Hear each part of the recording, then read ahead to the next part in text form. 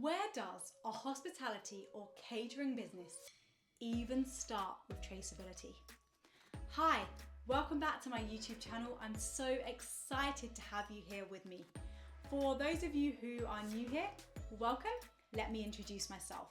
So my name is Natalie Stanton and I'm a Chartered Environmental Health Officer. And I'm here to help you get confident with food safety in your business.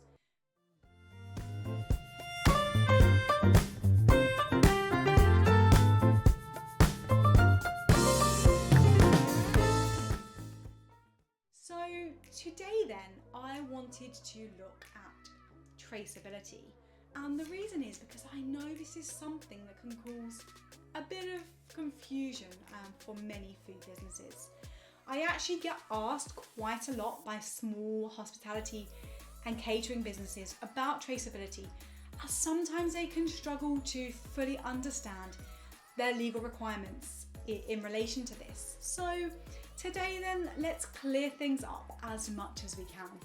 So we're going to cover first of all what traceability is, why it's important. Then we're going to look at withdrawal and recall procedures, the responsibilities of food business operators when it comes to traceability, and then specifically what retail and catering businesses need to do in terms of traceability. Also what records you need to keep and how long you need to keep them for. So let's dive in and understand what traceability is and why it's important. So traceability then is really important because it helps to keep track of food in the supply chain. And this is really helpful in the event that unsafe food needs to be withdrawn or recalled. So for example, a food manufacturer could make a product and then determine that it's actually unsafe. So depending on where that food product is in the supply chain will determine whether a withdrawal or a recall is needed. So let's just pause and just understand the difference between withdrawal and recall. So a withdrawal then is where unsafe food is removed from the supply chain. And this is used when unsafe food has not yet reached the consumer. Now a recall then is once unsafe food has reached the consumer. So it's where unsafe food is removed from the supply chain and consumers are advised to take some sort of action, such as to return the food to the place where they purchased it from or to throw the food away. So in this situation, as a catering business, you could be contacted by your supplier informing you that you have been supplied with some food that is potentially unsafe. And then your supplier may either ask you to return it to them or they may tell you to dispose of it. And the key thing here is that you follow the advice from your supplier. So there's so many reasons that a product could be deemed to be unsafe. This could be such as allergens that are present in the product that shouldn't be there or have not been declared on the label, or perhaps bacteria has been found in some batches of the food product. So in terms of traceability then, the more information a business keeps, the easier and quicker and most likely even cheaper it will be to identify the affected food and take the necessary actions to reduce the risk to customers. Let's now look at food business operator responsibilities.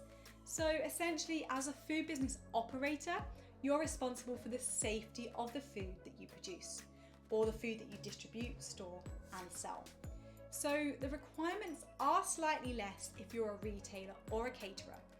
But for the purposes of this video, let's explore all of the responsibilities now so that you have that understanding. So the key responsibilities as a food business operator are that first of all, you must not place unsafe food on the market. You need to comply with food safety laws when producing, storing, distributing and selling food. And you must be able to trace suppliers of your food and ingredients and also the business customers that you have supplied. So please note here that I've said business customers that you've supplied. So that's if you've supplied food to other businesses. Now I'm going to explain this in a bit more detail shortly, but the other responsibility then of food business operators is to remove unsafe food from the market in the event of a food safety incident. So essentially, if you put unsafe food on the market, it's your responsibility to remove it once you've identified that it may be unsafe. So let's have a look at how this works in practice. First of all, you need to have traceability information for your suppliers and for your business customers. So think one step forward and one step backwards. Now, if you're a caterer or a retailer, you do not need to keep traceability information where you sell directly to the final consumer. So shortly, I'm going to get really specific on the requirements for catering businesses, but I think it's important at the moment that you have a general overview and understanding of how traceability works, as you will be being supplied products from your suppliers from other businesses, say manufacturers, distributors, etc. And they do need to meet these requirements. So I think it can help you be more vigilant when choosing a supplier, a reputable supplier, to have an understanding of this. Okay, so you must have systems and procedures in place to ensure that traceability information can be made available to enforcement authorities, so for example to your local authority and environmental health officer when they request to see it. You must also label or identify food that's placed on the market to facilitate traceability essentially.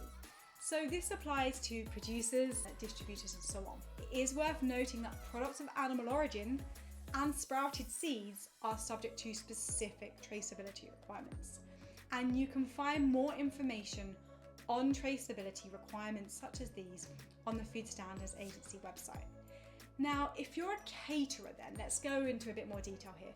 You do not need to keep traceability information where you sell to the final consumer. So essentially, if your customers are the final consumer, you do not need to keep a record of every person that you've sold food to. So you don't need to say that today I sold a sandwich to Mr. Smith, etc., etc. However, if you supply to other food businesses, then you do need to keep traceability information for the food businesses that you have supplied. So for example, perhaps you supply some cakes to other cafes to sell. You would need to keep traceability information around what you have supplied to these other cafes. As a caterer, you do still need to keep traceability information for your suppliers. So if you're thinking, okay, well, what information do I need to keep? Great questions. Here's what you need to keep. First of all, you need to keep a record of what food products and ingredients you have bought, who you've bought them from, the quantity that you bought, and the date. In case you're wondering why you need to do this, essentially, it is a legal requirement, and it is so that you or an enforcement officer, if necessary, can check back to see where food has come from.